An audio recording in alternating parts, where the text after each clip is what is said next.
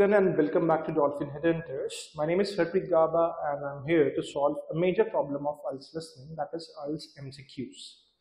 हम सब लोग जानते हैं आज की डेट में कि MCQs एक ऐसा पार्ट है IELTS लिसनिंग का जहां पे हमारे ज्यादातर स्कोर खराब होते हैं, but at the same time उसी चीज को अगर हम ठीक कर ले क्योंकि वो एक हाई क्वांटिटी में आती है तो स्कोर ऊपर भी जाता है. सो going forward with the methods जो आज हमें सीखने हैं कैसे हम उस चीज को ठीक करें.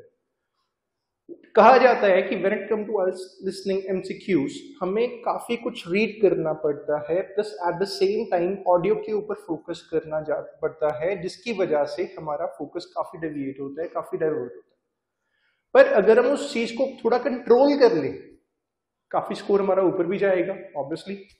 सो गोइंग फॉरवर्ड विद दैट आज मैं आपके लिए कुछ टिप्स एंड ट्रिक्स लेके आया हूं IELTS लिसनिंग MCQs के लिए, जहां पे आपको कम से कम रीडिंग के साथ अच्छे स्कोर पाने का एक मौका मिलेगा. सो जब हम बात करते हैं IELTS लिसनिंग के MCQs की, पहले हम बात करते हैं कि उसका स्ट्रक्चर कैसा होता है. एक क्वेश्चन स्टेटमेंट आपके ऊपर रहेगी जो एक सिचुएशन को लेके रहेगी जिसके अंदर 2 लोग या 3 लोग आपस में बात कर रहे होते हैं. वो आइदर एक टीचर और स्टूडेंट हो सकता है या 2 स्टूडेंट और एक टीचर हो सकता है, एंड वो एक प्रॉब्लम सॉल्विंग मेथड के ऊपर वर्क करते हैं. So going forward with this, when it come to the solving method हम एक मेजर प्रॉब्लम ये फेस करते हैं कि हमें जब रीडिंग करनी होती है हम सारे ऑप्शंस को रीड करने बैठ जाते हैं, चाहे वो 3 ऑप्शंस हो, चाहे वो 4 ऑप्शंस हो, चाहे वो 6 एक टाइम पर आए, एंड अल्टीमेटली हमारा पूरा फोकस रीडिंग के ऊपर ही होता है instead of listening the audio, जिससे काफी स्कोर्स हमारे खराब जाते हैं. एट द सेम टाइम अगर मैं उस चीज को थोड़ा सिंप्लीफाई करके अपनी कीवर्ड बेस्ड अप्रोच के ऊपर वर्क करूं, जिसके अंदर हम कुछ मेजर कीवर्ड्स क्वेश्चन के अंडरलाइन कर लें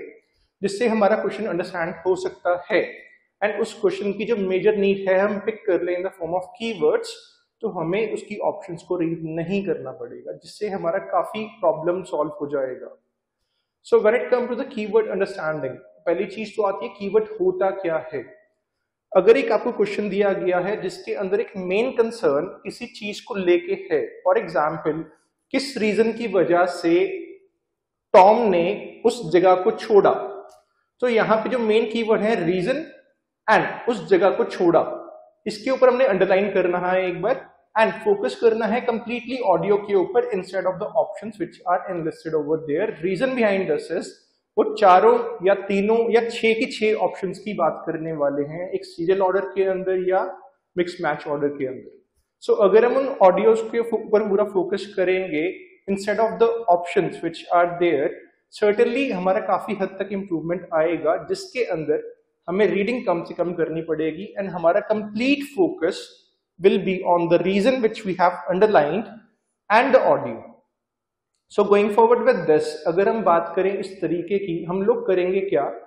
जिस टाइम हम ऑडियो को सुन रहे हैं और हमने कीवर्ड्स ऑलरेडी अंडरलाइन किए हुए हैं, उस कीवर्ड के बारे में जो कुछ भी बात हुई है उसको शॉर्ट हैंड फॉर्म के अंदर, मींस 2 या 3 वर्ड्स हार्डली, उस क्वेश्चन के सामने उसका solution in the written form लिख लेंगे, जैसे हम फिलिप्स के अंदर करते हैं. लेटर ऑन जब हमें 10 मिनट्स मिलेंगे उस लिसनिंग टेस्ट के बाद अपने आंसर्स ट्रांसफर करने के लिए, उस टाइम पे हम वो कीवर्ड्स को मैच करके अपना सही आंसर फाइंड आउट करेंगे और उस क्वेश्चन को ट्रांसफर करेंगे,